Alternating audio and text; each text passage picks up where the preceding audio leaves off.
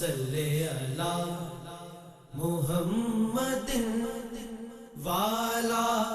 آلہ وصحبہ وسلم۔ بسم اللہ الرحمن الرحیم۔ اللہ تبارک و تعالیٰ کے پاکیزہ ترین نام سے آغاز کرتے ہیں جو بہت مہربان نہایت رحم والا ہے۔ درس بخاری کا سلسلہ جاری و ساری ہے اور ہم 1841ویں حدیث پاک پر پہنچے تھے، جس میں حضرت عبداللہ بن عباس رضی اللہ تعالی عنہما نے یہ حدیث بیان کی کہ نبی کریم صلی اللہ علیہ وسلم نے عرفات میں خطبہ دیتے ہوئے ارشاد فرمایا، جس کو 2 جوتے نہ ملیں وہ 2 موزے پہن لے، اور جس کو تہبند نہ ملے وہ شلوار پہن لے، یہ حکم محرم کے لیے ہے۔ تو اس پہ ہم آپ کو سمجھا رہے تھے کہ جو 2 موزے ہیں، اس پہ تو نبی کریم صلی اللہ علیہ وسلم کی حدیث آپ نے سماعت فرمائی تھی کہ سرکار نے فرمایا جس کے پاس جوتے نہ ہوں وہ موزوں کو پہن لے اور ان کو ٹخنوں کے نیچے سے کاٹ لے،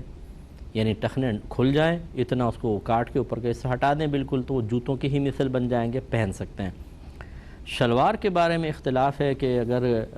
آدمی کے پاس اوپر کی چادر تو ہے لیکن تہبندی نہیں ہے، کیا کرے گا؟ تو سرکار نے فرمایا شلوار پہن لے، تو بعض نے شلوار کا استثناء کیا اس حدیث کی وجہ سے، لیکن امام اعظم ابو حنیفہ رضی اللہ تعالیٰ عنہ کے پیش نظر اس سے زیادہ قوی حدیثیں ہیں جس میں سرکار نے سلا و لباس پہننا منع کیا، تو آپ نے تو مطلقاً منع کیا کہ نہیں پہن سکتا، لیکن حضرت آپ ہی کے شاگرد حضرت امام محمد رضی اللہ تعالیٰ عنہ یہ فرماتے ہیں کہ شلوار کو اس طرح کر لے جیسے تہبند، تو پھر یہ صحیح ہے، یعنی اس کے سلے ہوئے حصے کو ہٹا دے نیچے کا سائیڈ کا جیسے، اور اس کو ایسا بنا لے کہ تہبند کی طرح ہو جائے، کپڑا یعنی پورا بنا لے اور اس کو تہبند کی طرح لپیٹ لے تو اس کی اجازت ہو جائے گی۔ تو لہٰذا یہ اس قول پہ فتویٰ دینا بہت سے علماء فرماتے ہیں یہ بہت ہی اچھا ہے۔ امام ابو جعفر طحاوی حنفی رضی اللہ تعالیٰ عنہ کی تحقیق بھی یہ ہے کہ اگر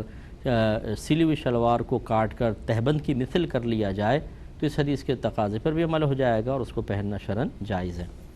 اگلی حدیث پر آتے ہیں، 1842 نمبر حدیث پاک ہے۔ حضرت عبداللہ رضی اللہ تعالیٰ عنہ بیان کرتے ہیں کہ رسول اللہ صلی اللہ علیہ وسلم سے سوال کیا گیا کہ محرم کیا پہنے، تو آپ نے فرمایا کہ وہ قمیص نہ پہنے اور امامہ نہ پہنے، شلواریں نہ پہنے، اور ایسی ٹوپی جو کان کو ڈھک دے نہ پہنے، اور زعفران میں رنگا ہوا کپڑا نہ پہنے، اور ورس ایک جڑی بوٹی ہے جس سے زرد رنگ نکلتا تھا،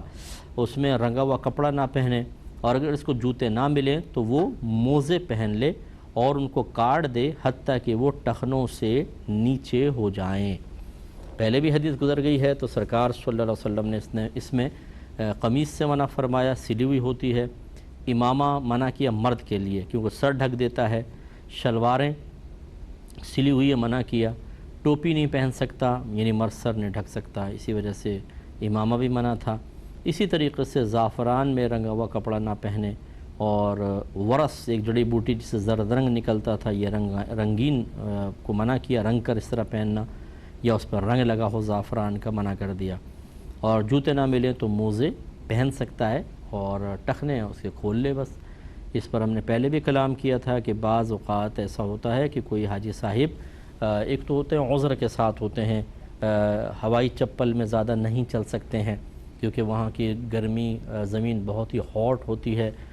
بڑی ہی تجلی اس کی زبردست قسم کی ہوتی ہے، تو مجھے خود بھی تجربہ رہا کہ ہوائی چپل پہنے تو اس زمین پہ جب آپ چلتے ہیں تو اس کو پگھلا دیتی ہے بالکل، یوں سمٹ کر یوں، اور پھر اس میں سوراخ ہو جاتے ہیں۔ اب آپ چلیں گے تو آپ کا پیر زمین پہ پڑتا ہے، اور اگر سوراخ نہیں بھی ہوئے تو وہ اتنی پتلی ہو جاتی ہے کہ زمین کی ہاٹنس کو آپ کے قدم تک پہنچنے سے روک نہیں پاتی، اور اس سے پھر وہ پاؤں جلنا شروع ہو جاتے ہیں شدید قسم کے۔ اگر آپ پاؤں پہ پانی نہ ڈالیں یا تھوڑی دیر سائے میں کھڑے نہ ہوں تو وہ جلا دیتی ہے، وہ آبلے پڑ جاتے ہیں بڑے بڑے، تو یہ دیکھا گیا ہے۔ اچھا، بعض ایسے ہوتے ہیں کہ جن کو بیچاروں کو تکلیف ہوتی ہے، کنکر لگ جاتا ہے، دیگر چیزیں، یعنی ہوائی چپل میں چلنے میں ہی دقت ہوتی ہے، جوتے میں ذرا آرام سے چل لیتے ہیں، وہ اگر کسی مفتی صاحب سے فتویٰ لے لیتے ہیں اور ان کو اجازت دیتے ہیں کہ ٹھیک ہے آپ ایسی جوتا پہن لیں کہ پاؤں کی پشت چاہے ڈھک جائے لیکن ٹخنے کھلے رہیں، تو وہ بالکل شرعاً جائز ہے۔ میں پہلے پروگرام میں بھی بتا چکا ہوں کہ اس میں علماء کا اختلاف ہے کہ یہاں پہ سرکار صلی اللہ علیہ وسلم نے کعبین کا ارشاد فرمایا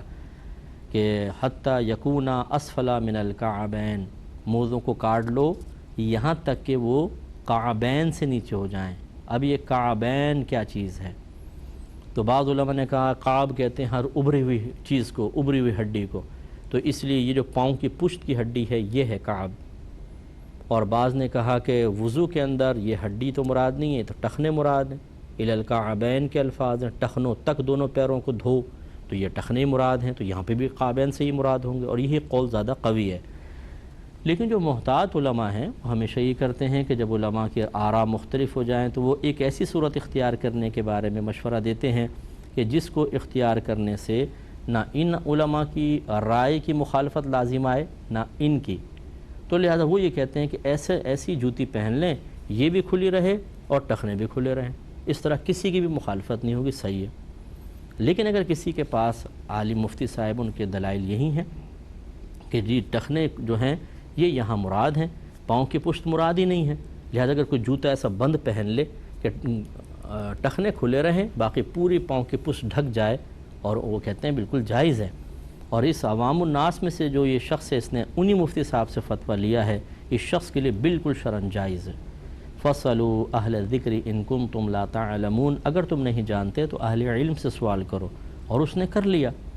اب میں حنفی کی ہی بات کر رہا ہوں، احناف کی، احناف میں اختلاف ہے، یہ نہیں ہے کہ وہ امام شافعی کے پیروکار کی طرف چلا گیا، کسی مفتی صاحب سے معلوم کیا، شافعی مفتی سے، نو،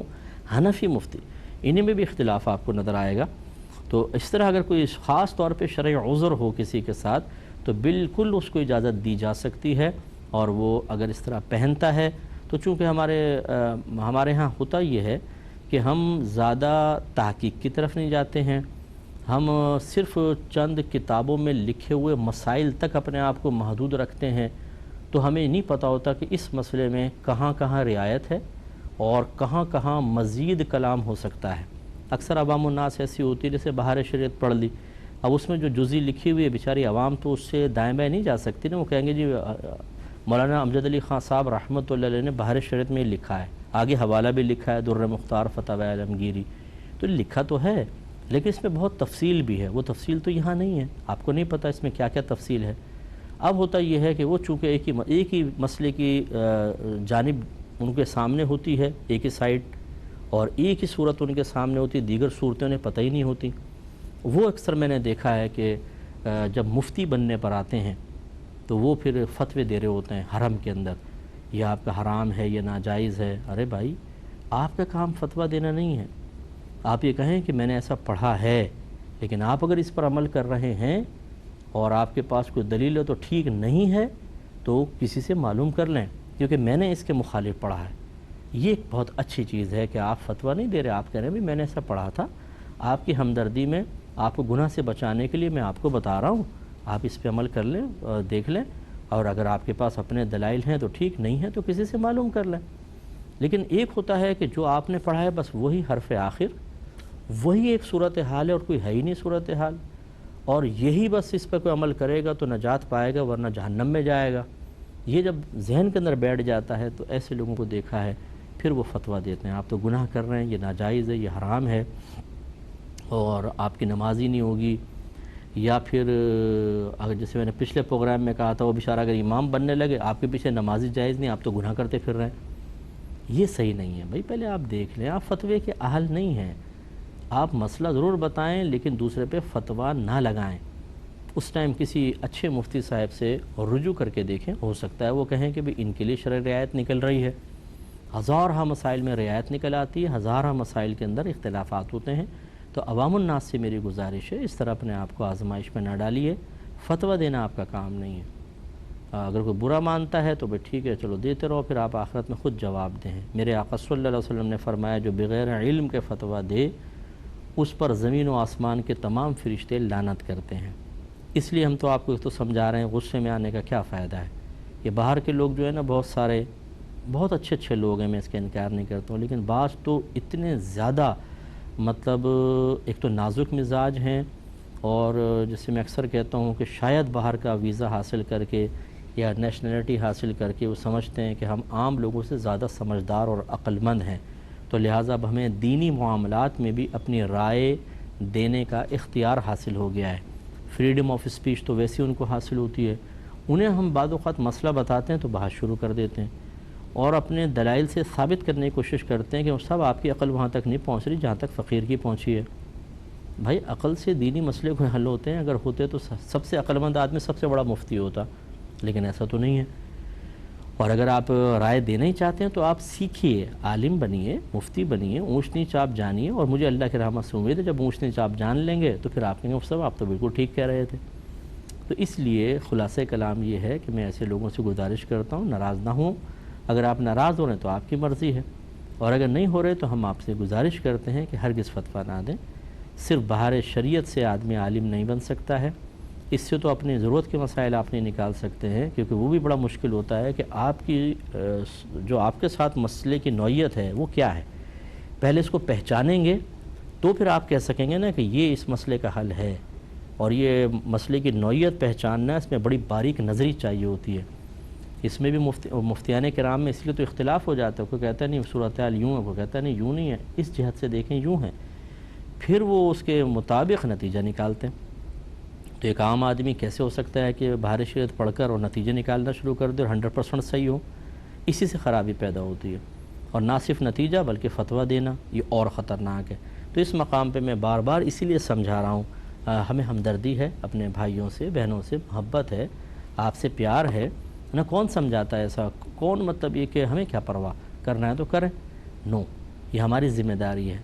نہ یہ کوئی یوں خیال کرے کہ جی اپنے شاید ٹھیکے داری چاہتے ہیں علماء حضرات۔ بھائی ہمیں تو اللہ نے دے دیا ہے ٹھیکہ، سمجھ، اللہ نے ہمیں دین کا خدمتگار بنایا ہے، یہ ہم نے نہیں لی ہے، یہ تو اللہ تعالیٰ نے ذمہ داری دی ہے۔ آپ بھی اگر اس اسٹیج پہ آنا چاہتے ہیں، علم سیکھیں، عالم اور مفتی بن جائیں، آپ بھی فتوے دے دیجئے۔ یوں نہیں ہے کہ ہم یہ ہمارا ذہن نہیں ہوتا یا کسی بھی عالم اور مفتی کا کہ بس میرے پاس علم رہے اور یہ سب جاہل رہیں، یہ تو جو کرے وہ غلط ہے۔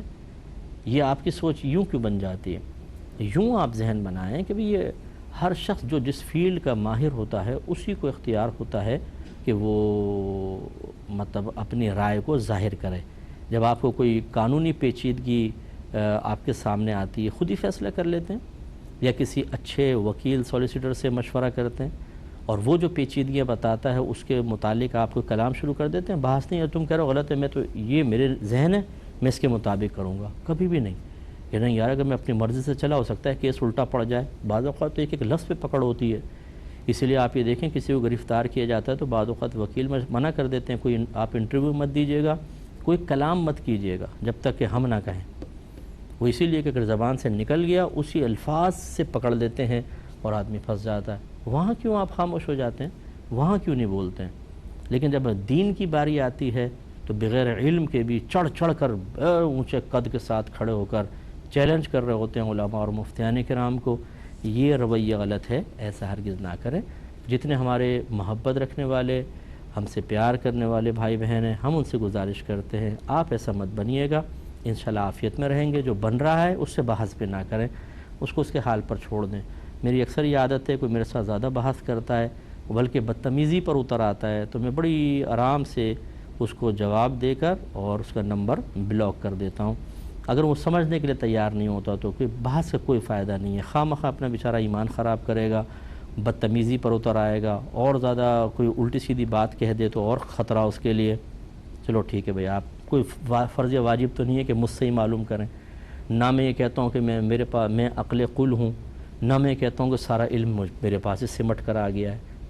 میں تو ایک خدمت گزار ہوں، علم کا خدمتگار ہوں، ساری زندگی کام کرتا رہوں گا۔ جب میں کہتا ہوں علماء کے پاس جائیں تو یہ نہیں کہتا میرے پاس آئیں، بلکہ آپ جو آپ کے اطراف میں اچھے مفتیان کرام ہیں ان سے رجوع کریں۔ اس لیے ہم پھر اپنا دامن بچا کے نکل جاتے ہیں۔ اگلے باب کی طرف آتے ہیں، باب اذا لم یجد الازار فلیلبس السراویل، جب محرم کو تہبند نہ ملے تو وہ شلوار پہن لے۔ یہ روایت ابھی پیچھے بھی مطلب گزر چکی ہے، 1843 نمبر حدیث پاک ہے۔ حضرت ابن عباس رضی اللہ تعالیٰ عنہ بیان کرتے ہیں کہ ہمیں عرفات میں نبی کریم صلی اللہ علیہ وسلم نے خطبہ دیتے ہوئے فرمایا، جس شخص کو تہبند نہ ملے وہ شلوار پہن لے، اور جس شخص کو جوتے نہ ملیں وہ موزے پہن لے۔ میں نے پچھلے ابھی روایت میں یہ سب تفصیل سے بیان کر دیا۔ اگلا باب ہے بابو لبس السلاح للمحرمی، محرم کے لیے ہتھیار پہننے کا حکم، یعنی کیا حالت احرام میں گلے میں کمان لٹکا لینا، سائیڈ میں تلوار لٹکا لینا یہ شرعاً جائز ہے؟ یہ لباس میں تو نہیں آتا، لباس کے حکم میں تو نہیں ہے، نبی کریم نے منع تو نہیں فرمایا، اس کے بارے میں باب ہے۔ 1844 نمبر حدیث پاک ہے، حضرت براء رضی اللہ تعالی عنہ کہتے ہیں کہ نبی کریم صلی اللہ علیہ وسلم نے ذوالقعدہ میں عمرہ کیا تو اہل مکہ نے اس سے انکار کر دیا کہ وہ آپ کو مکے میں داخل ہونے کے لیے چھوڑ دیں۔ جب صلح حدیبیہ ہوئی تھی سرکار عمرے کے لیے تشریف لے گئے، روک دیا گیا، ہم نہیں آنے دیں گے، حتیٰ کہ انہوں نے اس بات پر صلح کی کہ آپ مکے میں ہتھیاروں کو میان میں رکھ کر داخل ہوں گے،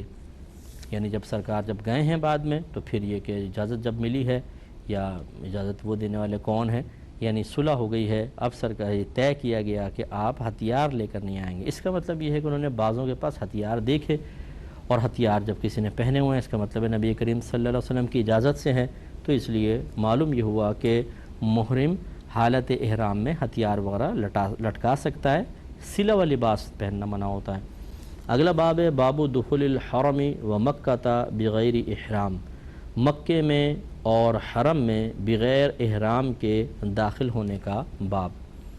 آپ کو پتہ ہے اس میں بڑا مشہور اختلاف ہے، امام اعظم ابو حنیفہ رضی اللہ تعالی عنہ کے نزدیک جو میقات کے باہر سے آنے کا ارادہ رکھتا ہو اور اس کا ارادہ ہے کہ وہ مکے میں حج یا عمرہ کرے گا